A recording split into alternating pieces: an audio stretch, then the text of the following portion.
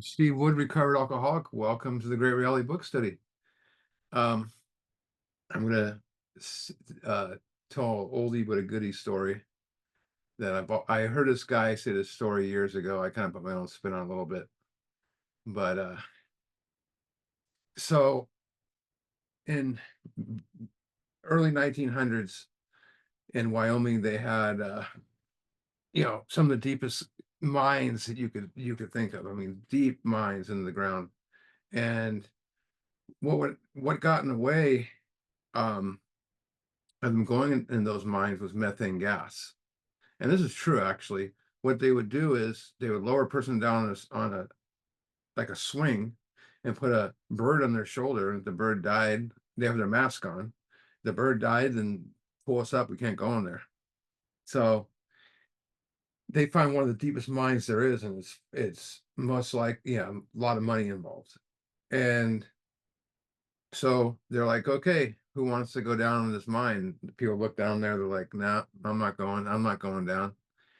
Finally, this one guy, and he's kind of a, the devil may care chap, and he's alcoholic, and he's lived burned the candle at both ends, so to speak. And he goes, I'll go down. And this is a guy that doesn't wear a harness, but he sits on the thing, and he goes down to the bottom. And so they lower him down all the way to the bottom. It gets darker and darker and darker. And he's like, okay, well, the bird flew off his shoulder halfway down. I mean, when he got close to what they think the bottom is, 100 feet. And he thinks, oh, it's clear. All right, bring him back up. And he goes to bring him up, and the mechanism that lowered that swing down breaks, and he drops 70 feet.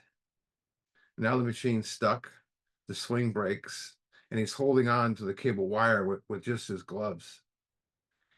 And all he can see is a bottomless pit. Doesn't see no bottom to it. And as the longer he holds on to that cable, starts sticking into his gloves and starts wearing his hands down to the bone, and he's bleeding, and he realized that, I'm not going to make it. I can't hold on this very long. It's been years since he ever thought of God or prayed, and he starts thinking about God and starts thinking about his past and some of his regrets. What seemed like 2 hours is like 2 minutes, but about the bitter feuds, friendships he destroyed, family members, all those harmful behaviors. And he feels, when he admits this stuff to God, he feels relief. And he says, all right, God, let it be painless. And he lets go of the rope, and he drops 10 feet. And he looks, and he lands on his feet, looks at his bloody hands, and he said, why didn't I let go sooner? And that's exactly what happens after we do step 6. We say, why didn't we let go sooner? It's because when this stuff is in our head, remember, it goes from our head to paper, passed on to another person, into God, and then just passed on to God. And so we're beginning this journey into what I like call the 3 steps of utopia: 5, 6, and 7. Tonight we're about 5, but those 3 steps, it's a if done if laid out, it's what can be a one life-changing day. And it's where truth is looks us in the eye, and awareness flows. Maybe some tears fly, maybe some anger resurfaces, but forgiveness might occur, and awakening starts to begin, because these are the steps where we start to feel God. We start to meet God. I mean, I've had the joy of being on both sides of step 5. Of course, doing my own 5th step, and then hearing lots and lots of 5th steps over the years, guiding them into 6 and 7. But when hearing a 5th step, I've watched men and women change right in front of me. I've watched people walk out of their 5th step when there used to be this meeting hall down the street from where I used to live, and there would be they called the 5th step quarters, and it was next to it, and it was actually an old janitor's closet that someone had fixed up and made into a little 5th step room. And we would do the meeting, and we'd be out in the back when I smoked, we'd be out in the parking lot smoking, and we see these guys emerge, and you could see the guy going in earlier in the day and emerging later, and it'd be like, whoa, look at his face, look at his eyes, and it's not easy to discuss this stuff with another because we built fear around it. We protected this stuff. We wanted to prove we were right with this stuff. And like my sponsor asked me in my fifth step, he says, do you want to be right or be free? So, I said before, is like, we believe that suffering is one that's, grabbing onto us, and we're the ones holding on to it. And when we do step 5, we become aware that no one else is responsible for any of that except for me. That's the only way you can get a lot out of it. It's somewhere in that fifth step, it goes, you're pointing fingers at everybody else, and it comes back to me. And that's because it's the beginning of a new understanding. And that new understanding it's never achieved by studying it or reading about it or going to groups or talking about it, going to book studies, even reading the big book at night. You're getting new understanding by discussing with another person and going, letting it go. And some of the questions that I'll bring up tonight and will answer if he goes to the book is like, what is step 5 about? Is it a confession? What are we about to do? Why are we about to do it? And what if we leave something out of step 5? Who is the right person to hear our fifth step? What's their job? So let's go to chapter 6, page 72.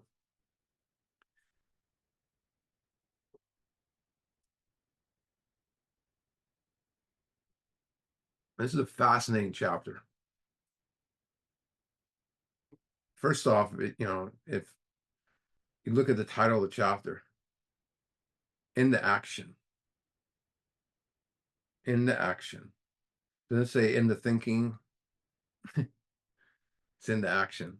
And action is something that is done, performed. It's a state of motion, moving. It's a thing that is done, is a good way to look at it. It's not simply a thought, but it comes from a Latin word which means to do. Action means to do. So, and in the rooms of recovery, we hear it uttered once in a while, that I would say more than once in a while, is oh, you're going too fast at your steps. Oh, you're already on the fifth step. Of course you are. You need to slow down, pace yourself. Take time, take a break, do one step a month. Don't get now you're in over your head, that type of stuff. Thank God this beautiful book has something called directions and time frames. And if you go back to 63, the bottom of the page, it says next. We launched on a course of vigorous action. Next means now. Does not say take a break or wait. One page over on 64, it says, though our decision, which is step 3, of course, was a vital and crucial step, it got a little permanent effect, unless at once followed by a strenuous effort, which is 4, to face 5, to be rid of 6, the things in ourselves which are blocking us. The thing in there is the word at once. That's a time frame. At once means now. The book does not tell us how long we should, write step 4 for. It does tell us to give. It does tell us, gives us some time frames in this chapter that are very overlooked. I'm a person that with the 4th step. Hold on. My thing just shut down for no reason. I'm a person when I look at the 4th step, when I give someone a 4th step, I don't care if it's 30 pages. I don't care if it's 16, and that's still not very much, but sometimes I just tell the person prayer for a while. But it's the best of your ability because you'll keep doing it, right? And that's why I didn't say how long as far as how long we should take. When I get a sponsee, someone asked me this today. So he goes, "What do you give a guy about a month to get the step 4?" And I said, "No, more like a week." I used to do that, but then I saw that the long, you miss that window of opportunity. Oh, my phone's ringing. You miss that window of opportunity because the one opportunity is the motivation a sponsee, a prospect has. And the longer you wait to get the 4, what they said, "Oh, I'll do anything. I'll jump in that lake over there. I'll run across the street, naked, whatever, to get this." But then you ask them to do it a week later, like, "Oh no, I can't because this might happen." And the same thing happens with the steps. You meet them like, "I'll do you meet them the first time, "I'll do whatever it takes." And a week later, all of a sudden things get, plus you got the 3-step shuffle. They get their kids back, they get their wife back, just like the Jim in the book, you know, got his job back. All of a sudden everything looks good out here. So I don't mess around. I do steps 1 and 2 together. I do 3 and I explain instincts, and 4, and I have them write down a few resentments. And I usually meet with the guy the first time on the beginning of hopefully the beginning of the week. It doesn't matter what day it is. It could be the end of the week, but by 2 or 3 days, they're on their 4th step. And I've had much better luck with people that way. And, you know, some of them will sit on it too long. And some guys will call me up like 6 months later and go, "Hey, I finished it." And I haven't heard from them at all. I'm like, "Oh, I thought you disappeared." But so I don't, it does tell us, so these timers are important. And, and to take, it it it takes, consideration the one thing to think about here. You got to take into consideration how many steps there are in this chapter. If you want to talk about taking a break or going slow, we have 17 pages in this chapter that contains 5, 6, 7, 8, 9, 10, 11. That's 7 steps. And just perfect amount of details on all of them, right? And that's a very strong inclination that the writer of this book did not want us to drag our feet. A lot of these guys you hear, would leave detox in as late as the 50s and the 60s, were leaving detox with their amends list in their hands. So I don't think the steps were written a particular way that like people want to interpret it now. Maybe that's in the modern language big book, but I don't know. Um, it covers perfectly these 3 steps, 5, 6, and 7. Very good clear-cut directions. So let's see what it says here. 72, having made our personal inventory, what should we do about it? That's a perfect question right there. What should we do about it? So if I do a meeting and ask, you know, that question to 10 different people, I'll probably get 10 different answers. That's just the way recovery is. It's like it used to be, I would say I'll get, a few different answers. Now it's like it's weird.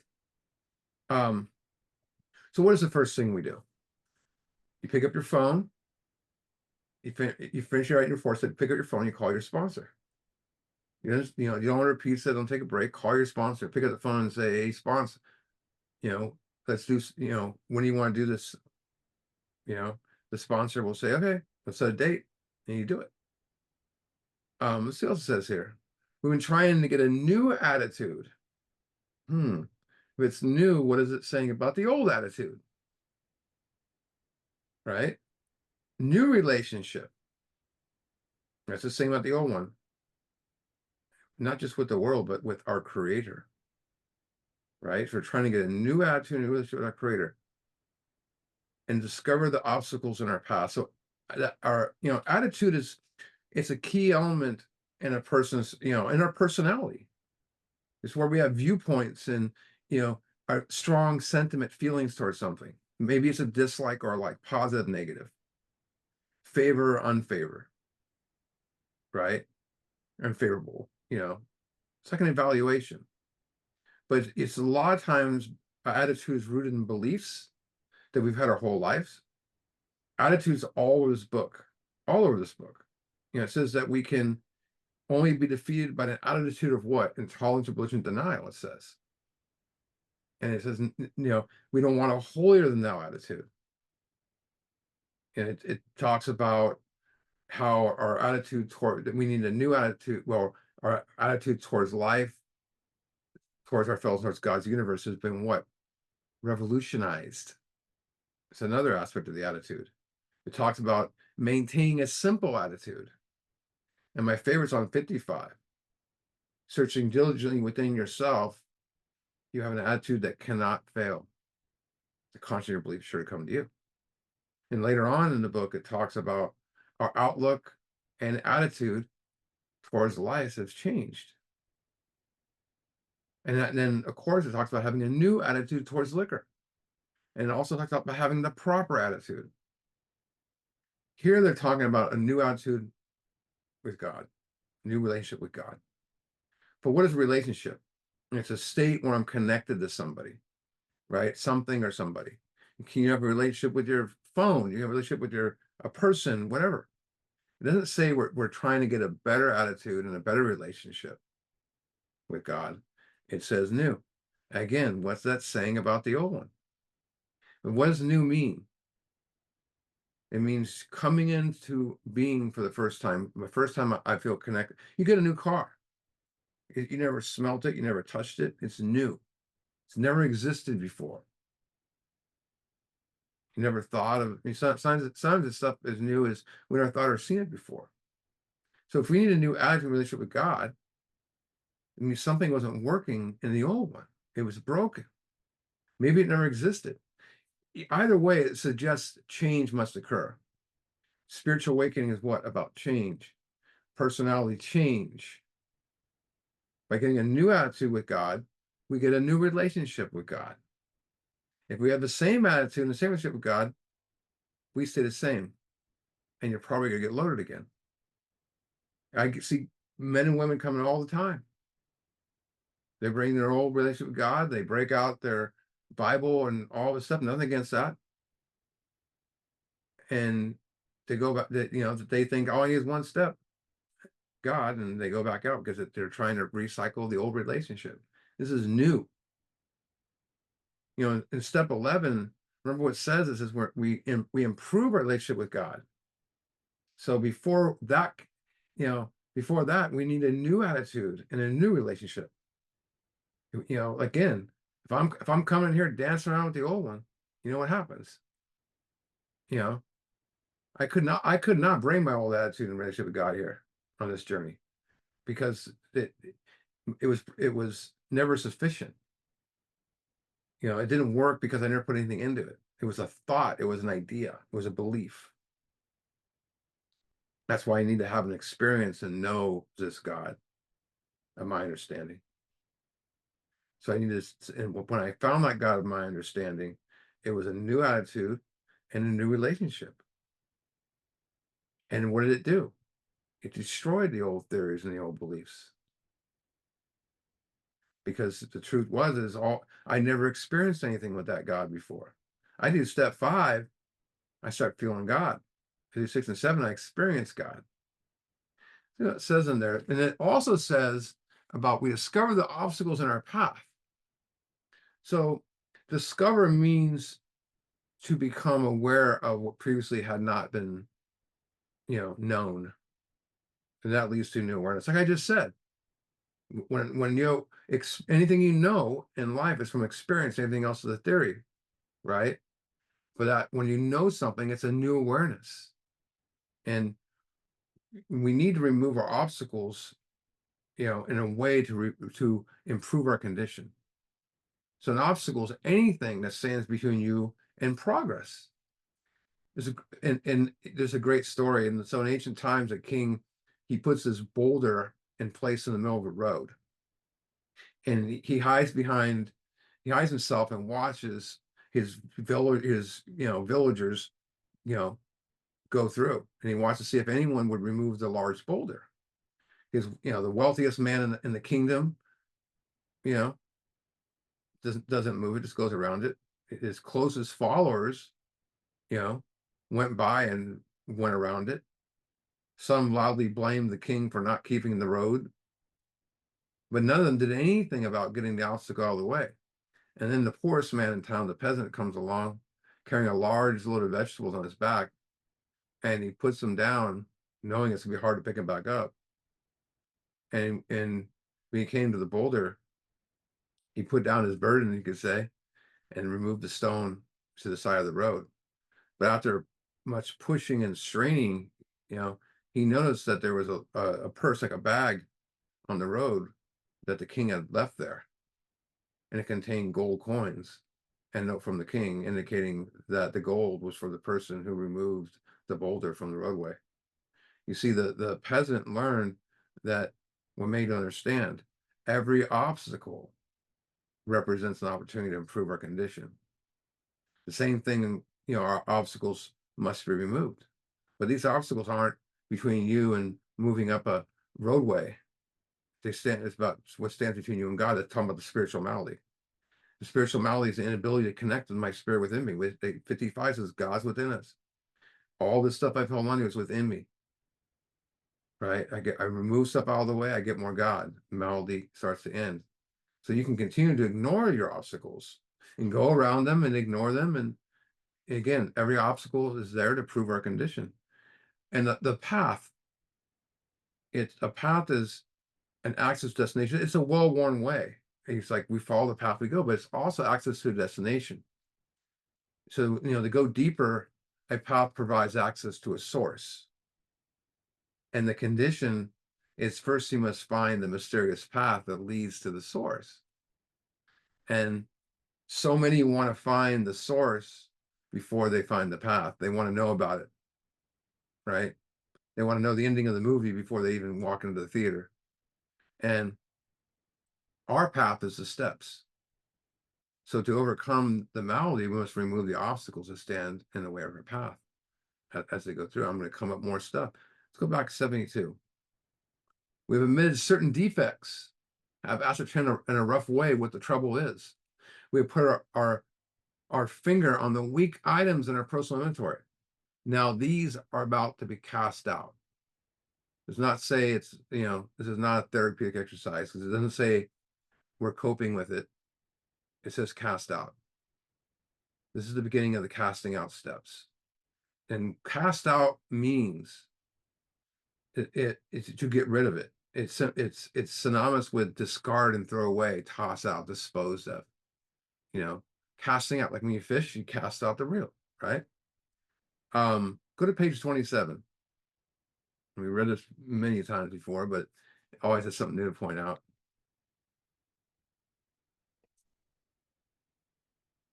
It says they appear to be, it's talking about the awakened person.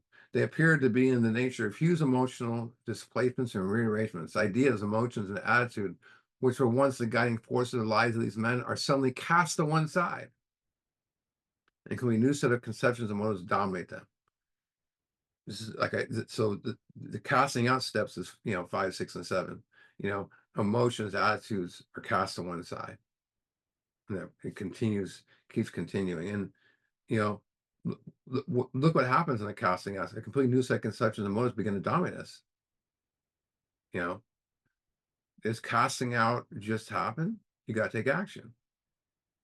You know, a lot of religious members and AA members, other type groups will mention it just happens when you turn to God. It's in our nature to think that. Let's see. Let's go back to 72. So does it just happen? Back to 72. This requires action on our part. Oh, you know, there's a secret ingredient again. Action. Which, when completed, will mean we have admitted to God, to ourselves, and to another human being the exact natures of our defects. It doesn't say wrongs, it's defects, because defects, shortcomings, and wrongs all the same. There's different words. This brings us to the 5th step in the program recovery mentioned in the previous chapter. So step 5, admitted to God, 1, to ourselves, 2, another human being the exact natures of our wrongs. So when I admit something, I'm going to declare something to be true. It's an honesty thing. I said before, honesty is awareness of where I'm at. Do I have resentment? Do I have fear? Am I in the right place? Am I making the right decision? I need to know where I'm at. I need to gain that awareness. And exact is correct and accurate. Maybe it's got according to facts. So it's not a guess. It's not some estimate I'm throwing out there. And nature is a powerful word. It's not about outside. It's talking about the essential characteristics by which something is known or recognized. And wrongs are errors and unjust and dishonest and morals and all sorts of good stuff, impropers. In step 5, we're not simply admitting our wrongs. How long have we done that for? How long have we admitted our wrongs? I mean, maybe a little bit here and there, but have we ever, you know, admitted the exact, nature? We're not doing that here. We're getting down to the exact natures of our wrongs. We're not simply admitting them. The exact nature of wrongs, we're talking way deeper waters than just admitting your wrongs, right? Just admitting, hey, I did this to this person. The exact nature of why we were unjust, why we were dishonest, why I was, improper, whatever, why I was resentful, why was I in fear. So the exact nature of wrongs is misdirected instincts and our mistakes, self-seeking, dishonest, frightened. That's why we have an inventory format. It's not, if it's not written down and you tell someone, it's anything not written down is just a conversation. Yeah.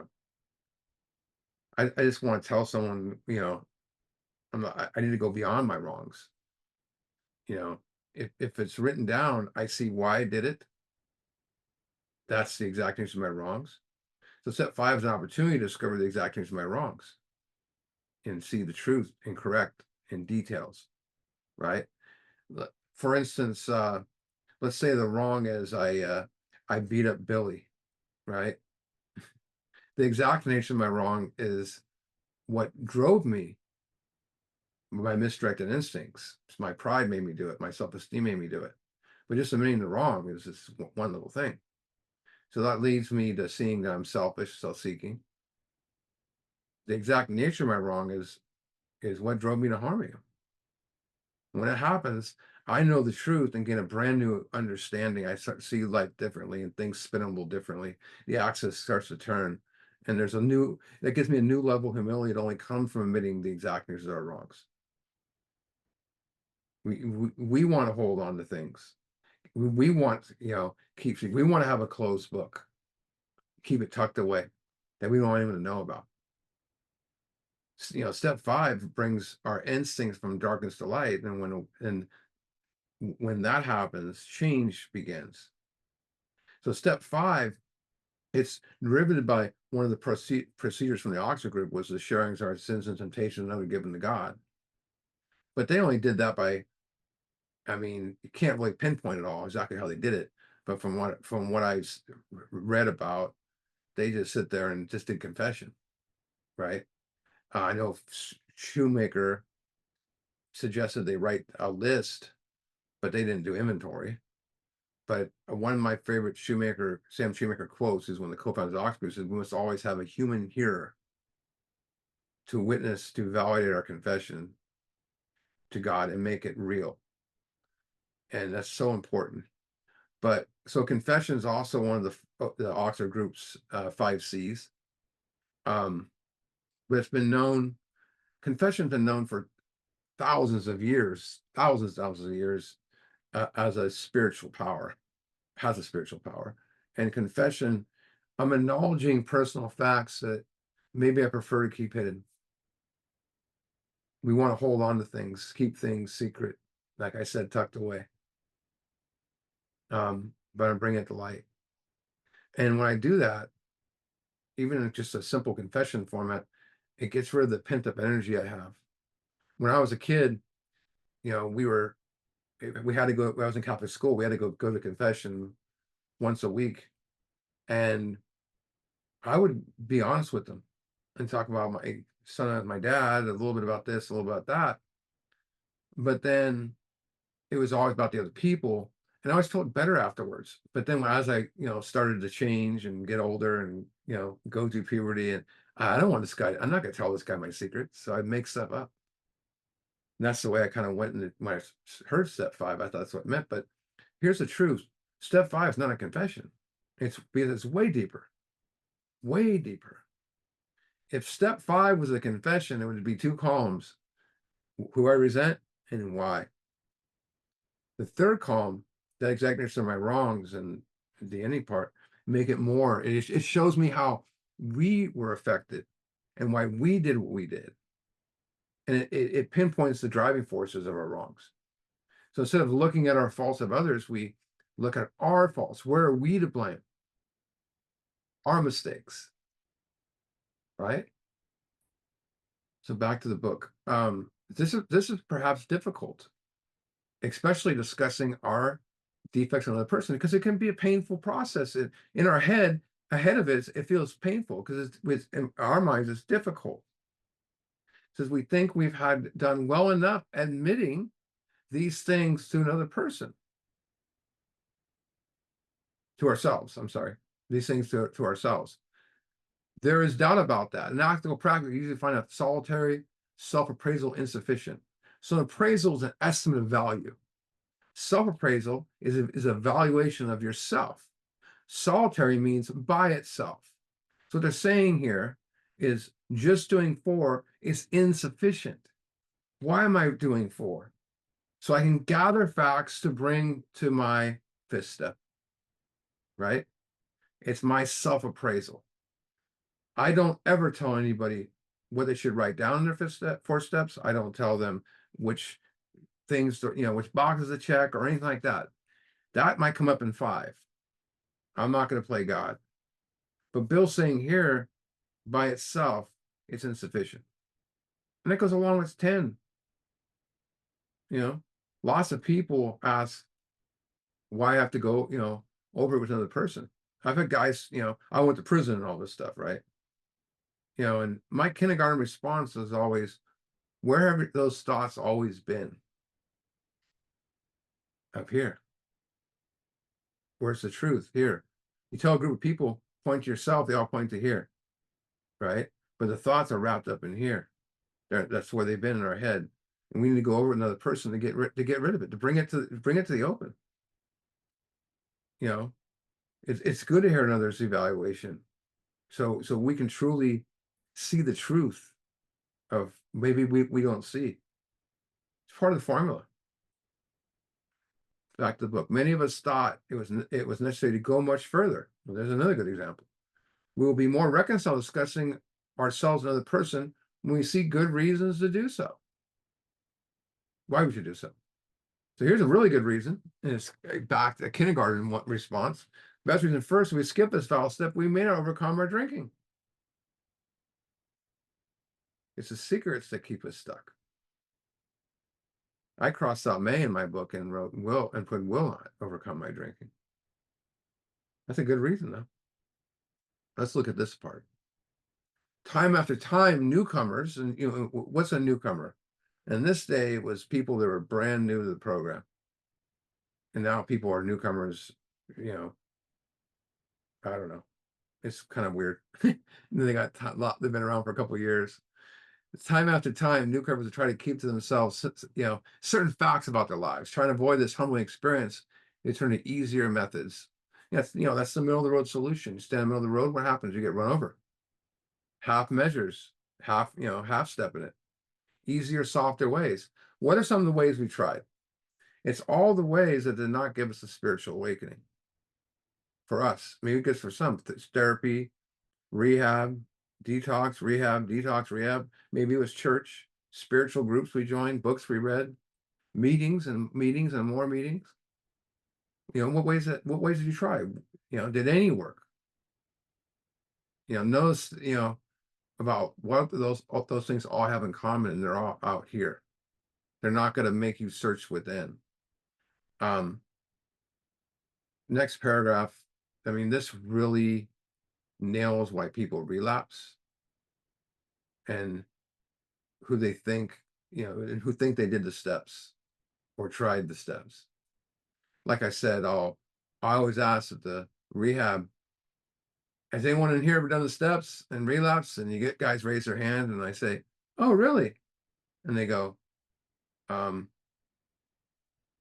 did you make all your amends? No. Did you make any amends? Did you ever do your 10 step? Did you ever sponsor? It's always a crack somewhere. Because people ask me, if you want to get the recovery rate, it's 100%. People that do the steps will recover. The people who I don't want to like to use the word fail, but don't recover, that there's stuff they weren't willing to go to any lengths. So it's trying to avoid this humbling experience, to steps, they turn to easier, softer methods. I just mentioned them. Almost invariably, they got drunk. Having persevered with the rest of the program, they wondered why they fell.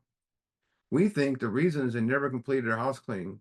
House cleaning is not just 4 or 5, it's 4 through 9. That's all the house cleaning steps. They never completed it.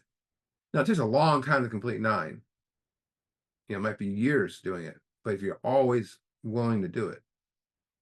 Says they took inventory all right, but hung on to some of the worst items in stock. Meaning they did not let go of the worst items in stock, not properly doing 6 and 7, or 6 and 10. They only thought they had lost their egos. So they only thought they had lost their high self-esteem, that betterism than everybody else, holier than thou attitude. So they only thought they lost their egoism in fear. They only thought they had humbled themselves. So notice the italicized writing there. Remember why he does that? He wants showing him of importance, facts, only thought, right? Thought. It's just thoughts. It's interesting. If I haven't truly done this house clean correctly, my sick mind still exists. I haven't been healed. Self-will can over self-will, sick mind can overcome a sick mind. But they have not learned enough humility. So here's the reasons why they I think I can say they relapsed, why they drank again. They have not learned enough humility, fearlessness, right? That means courage and honesty, the awareness of where I'm at, being honest with ourselves. In a sense, we find it necessary, we as the first 100 alcoholics, until they told someone all their life stories. That's how I says again, all their life story. No stone unturned. Until you do that, you only think you have enough humility, fearlessness, and honesty. If we don't learn enough humility, fearlessness, and honesty, it means we still live on pride, fear, and dishonesty. So like the previous chapters, it said we went back to our lives. They're saying all our life story. It's the same thing. Another clue is, how far do we need to go back? I said this before. I go, how deep do you want to go in this? You take a basketball, put it 2 feet underwater, it shoots up a foot. Take a basketball 300 feet down in the water, and it shoots up like a rocket, 50 feet in the air. Maybe higher than that. How deep do you want to go? I'm going to go into the 12 and 12, the short little paragraph. It's on the bottom of page 56 in the 12 and 12. And he's going to give a similar expression, similar warning. So 56, 12 and 12, bottom of that page. Because most of us would declare that without a fearless admission of our defects, an inventory, to another human being, we could not stay sober. Let me read that again. Most of us would declare that without a fearless admission of our defects to another human being, we could not stay sober. It seemed plain that the grace of God will not enter into expel our destructive obsession until we're willing to try this. The grace of God will not enter. Keyword there is enter, until we do this. We're bringing God in. When I sit down with another person to do my 5th step, I did not bring God with me to that 5th step. He brought God. Right? When I hear another 5th step, if I'm bringing the God there, he might be bringing something, but it's going to change after a while. It's not my energy God. He's going to become awakened to it. Back to the book. More than most people, the alcoholic leads a double life. So living, two different lives that are separate, meaning secret lives. He's very much the actor. So here's the actor again. To the outer world, he presents his stage character. This is what he likes his fellows to see. He wants to enjoy a certain reputation, but he knows in where his heart, he doesn't deserve it. Where's God? In our deep down within. We know we don't deserve it. The inconsistency is made worse by the things he does on his sprees. It's allergy, so it causes a spree. Coming to his senses, he's revolted. Revolted, another word for, nauseated or horror struck or sickened. At certain episodes, he vaguely remembers. Does he vaguely remember it, or does he choose not to remember it? These memories are a nightmare. So if he vaguely remembers it, why are they a nightmare? Right? A nightmare means frightened, fear. He trembles like someone might have observed him. So he didn't vaguely remember it.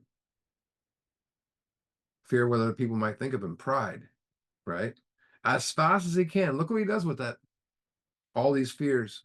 He pushes them as fast as he can. He pushes his memories far inside himself. He'll still never see the light of day. Spiritual malady, right? He's putting those memories far inside himself. I can't find God within in a, where it's too clammy and dark. I gotta let this stuff out. He's under constant tension, and that makes for more drinking. So the more I shove stuff inside myself, the constant tension makes for more drinking. So he inside himself, spiritual malady. How many lives, did you live? How many lives did your instincts make you live? How many stage characters did you have? Mark Houston talks about that. So our stage characters are interesting, and it's what everyone sees. It's what I am, right? Now, what I am is I'm a dad, I'm a coworker, I'm a family, I'm a friend to people, I'm a neighbor. All these things I see, that's what I am.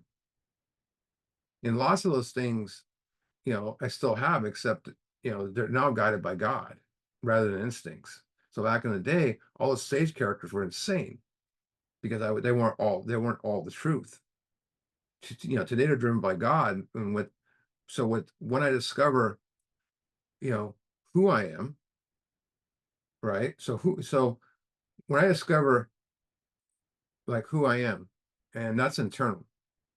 And when I become awake and I discover who I am, I'm spiritual, I'm love, I'm peace, I'm altruistic, I'm happiness, all the stuff that's internal. What I am is external. It's all those things I mentioned. That's a big part of the magic that is about this. Is all our relationships begin to change with ourselves, with others, and God. And from that, we gain a much clearer perception of who we are and what we are. We might still have that stage character we play. I'm still playing the stage character as a dad, but I'm driven by God now. I see it differently. The world is different. When I did step 5 for the very first time, um, I did 6 and 7 afterwards, but even in between that and afterwards, it was like the world, it was like it went from black and white to color. Everything changed. Oh, there's birds. Before I was more worried about, what who's Rob thinking about, or who's Billy thinking about, who's Paul, what's his problem? So I didn't see anything around me. All of a sudden there's birds, there's rainbows, there's a blue sky. See what else it says here. Psychologists are inclined to agree with us. We spend thousands of dollars for examinations. I know my parents did. We know but few instances where we were given these doctors a fair break. We seldom told them the whole truth, nor have we followed their advice, because there was no threat behind it yet. But check out, unwilling to be honest with these sympathetic men, We were honest with no one else. Small wonder why many in the medical profession have a low opinion of alcoholics and their chance of recovery. Like I said, I saw therapists when I was younger, and I never once told them the whole truth. It's just like confession. I would go this far in, but not telling myself. And there's a big misconception in recovery that I'm not knocking therapy. Um, I saw a therapist early on in recovery, but I think it's deeper than the steps. I heard people say at meetings that a sponsor is the same thing as a therapist, and the only thing a therapist and a sponsor have in common is we talk to their problems, but it ends right there. Therapy is, one-on-one therapy sessions and proper medication to deal with mental and emotional problems, including obsession. Again, I'm not knocking it. That's the thing that I got out of therapy was they're trying to convince me that I would be struggling greatly with this mental obsession the rest of my lives, and the obsession could not be eliminated. They didn't use the word obsession, but same idea. And so their focus was always treating my emotional pain by pinpointing patterns and feelings, and rather than focusing on selfishness being the root of the problem, right? And removing the resentments and fear. Instead, they want me to focus on treating, you know, my alcoholic pain and teach me new ways to cope with pain. You know, you got to remember also therapy is just you and another person. It's step three is three of us. It's God. One thing I want to say is I'm not saying fire your therapist, or anything like that. Just make sure you're doing the steps also, and then you get out of it what you need. But my point is, step five is not a therapeutic counseling session. It's not about patterns. It's not about feelings, how I should handle it next time. I mean, you can do that. I want to stamp the 12 steps on it then. Step five is an opportunity for a person to discover the diagnosis of their wrongs so they can let go and be rid of the cause, right? So the symptom never has to, come back again. Until I get rid of the cause, the symptom, alcoholism, always appear.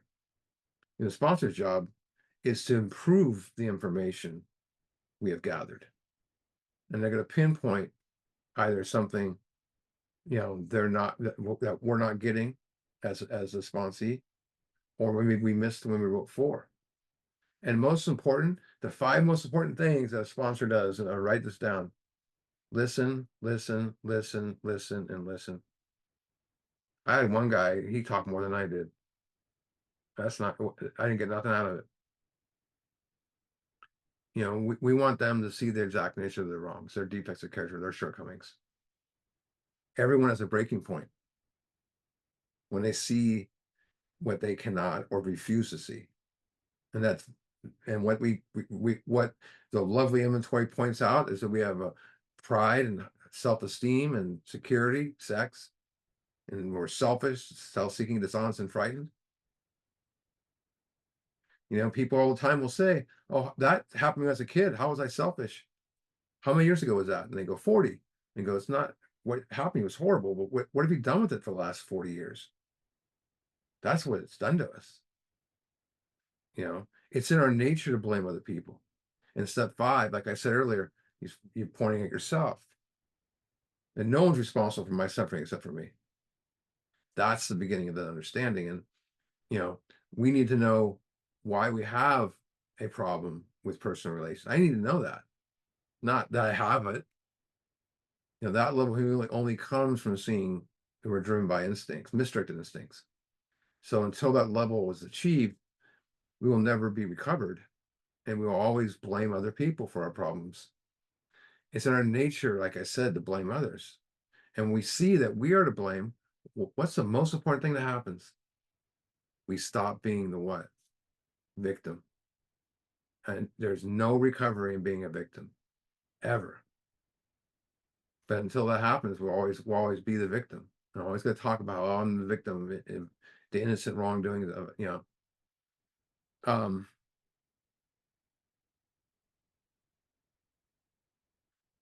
back to the book, 73. We must be entirely honest. That means completely honest, rigorous honesty. Entirely honest. Must have rigorous honesty with somebody if we expect to live long or be happy in this world.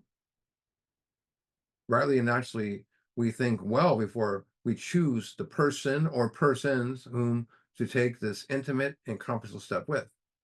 Those of us who belong to religious denominations which require confession, and of course, will want to go to the proper appointed authority, and those whose duty it is to receive it. Those who have no religious connection, may still do well in talking with someone ordained by an established religion. We often find that such a person quickly to see and understand our problem. Of course, we sometimes encounter people who do not understand alcoholics. If we cannot or would rather not do this, we search on acquaintance for a closed mouth, understanding friend, perhaps our doctor or psychologist will be the person. You know, um, from what I understand is, the reason he put ordained in there is because you can't ordain person. When we have our prison ministry, we have to have ordained people in there because if a guy starts telling me something he did, I tell the ordained person because he can't be pulled in the court. And that's the way they looked at it back then. They didn't, but the main reason thing is think about this. 1937, this book is being written, right? It's only Akron, New York, barely anywhere. And their dream was for it to be everywhere. And they wanted the book to spread. And so if Billy's the only A member in California, right? He's A number one in California he's gonna go to the steps right out of the book without a sponsor. And so he's gonna go to the person that they're suggesting here, ordained person, friend, doctor, psychologist. But the other reason why this is talk about the committees that they had allegedly that wrote the book and helped write the book, and yet evangelical Christians, and they really pushed Bill this part here, and they believed that if it wasn't there, they would lose religious members. And Fitzmail was one that suggested it, and years later backtracked on it. He says he wished it was never there. And matter of fact, when Bill Wilson in 1955, before the second edition came out, he wanted it removed and he was denied. He was denied a bunch of stuff he wanted to add stuff to it. But that's a whole other conversation. But he was denied to remove this part. But why I don't suggest this to people is it's nothing against the ordained person, the friend, the doctor, or the psychiatrist, is they don't know the instincts like we look at here. And also, are they alcoholic? Not to remember, hey, that's fine. People suggest all the time, but it suggests all the time in meetings. So just go to your priest. And my feelings on that is, I heard a guy say this years ago: don't never shortchange an alcoholic. Don't go to someone outside of AA to your fifth step. Bring it to a member of AA. Because someone gets shortchanged when they bring someone outside of AA. I'm not saying you can't go to that ordained person, but first go with a member of Alcoholics Anonymous and then go to that person, right? As for instance, when I did my fifth step with my sponsor, I have a friend, a really good friend's a deacon, and I went over some stuff with him, then went with him too, and I got a little more. I got a little more insight on it. He was a really good friend. Plus, he is a member. He is a member of AA though too. So it's a little bit different. And maybe one in our own family. I don't recommend that. Go to a family member. But we cannot disclose anything to our wives, our parents, which would hurt them and make them unhappy. Of course not. Right? We have no. I mean, I've had to do that with my own sponsor before, where I'm doing an inventory with him, and he's on it. And he's like, okay, cool. He'll laugh it off. But such parts of our story we tell someone is very understand, who will understand yet be unaffected, like my sponsor in that thing. The rule is we must be hard on ourselves, but always considerate of others. Notwithstanding the great necessity for discussing ourselves with someone else, and maybe with someone, and maybe that one is so suited that there is no, situated, there's no suitable person available. If so, it may be postponed. This step may be postponed. Now here's a hidden time frame. Only, however, if we hold ourselves in complete readiness to go through it at the first opportunity. Hidden time frame, when we're done with step 4, we go to the first opportunity. So it's right there. We're done with step 4, first opportunity. Meet ASAP, as soon as possible. Now, we got some, important qualifications to hear our story here. We say this because we're very anxious to talk to the right person. The right person is someone who's done this. They do inventory. It is important that you be able to keep a confidence. That's very important right there. You don't want some guy going, "Hey, did you hear what Rob said in his fifth step to me the other day outside the meeting?" I've heard that before. I've seen it happen. That he fully understand, meaning he does the steps and improves what we're driving at. Driving at a spiritual awakening. They will not try to change our plan. Now, when I first read that years ago, I thought he's not going to, I thought the plan was me and my sponsor. It's the first 100's plan. Our plan, that we will not try to change what's in this book. The first 100's plan. We must not use this as a mere excuse to postpone. So some guy wants to hear your fifth step, and he says, we're going to do it differently. There's a very prominent speaker. He said, I don't do all life story. I don't want to hear all their stuff. I hear 5 things, and that's their own thing, but it changes the plan right there. Let's talk more about who's to hear our story, because it's important that we choose the right person to hear our story. And the world of recovery, there's a lot of watches that aren't ticking, and we need to find a watch that's ticking so we can tick. Really, and that watch needs to really be ticking. We want a person that knows the process, has passion for it, and is recovered, meaning the obsession is gone. He firmly walks with God. Someone who's just not talks the talk, but walks the walk. Maybe a man of few words. My first sponsor I got because he was smiling all the time. He was great. A few years ago, I had to get a new sponsor. I moved on from a sponsor I had over 20-something years. And what I know now from my experience of sponsoring people myself, I knew what to look for in a sponsor. And it's important that, that for me, the chosen person to be part of my healing process, continuous process. So I wanted someone that, number 1, knows the allergy obsession. Number 2, understands that God's within. 3, understands the instincts, does regular inventory, continuous. And 5, has made his most difficult amends and still does, isn't, which I mean amends outside their wives, that they made, they're not sitting on nothing. And I had one guy I sat on an inventory with, and he goes, "Oh, that's cool stuff." And then we went over it like the next week. He goes, "You do it this often?" And it was like, "Sometimes." And he told me he hadn't done inventory in 6 years. And I was like, "Okay, I can't do it with this guy." I didn't walk away from him right away, but I moved on and I found that person. But with those qualifications, I knew what I needed to find. There's more of this on page 75. When we decided to hear our story, we waste no time. There's another ASAP right there. When we know who's, we waste no time. We have a written inventory and prepared for a long talk. It's not a 30-minute talk in the back of Denny's or something, or Starbucks. It's a long talk. It can be really long. I've heard some of them were that close to 10 hours. We explain to our partner what we're about to do and why we have to do it. So, for what we're about to do, we've been trying to get a new attitude with our creator, or a new attitude with our creator, discover the obstacles in our path. That's what we're about to do. Why we have to do it is on the same page. We might not overcome our drinking. So, he's going to have to look back there. What we're about to do. And every time I sponsor a guy, I show him that.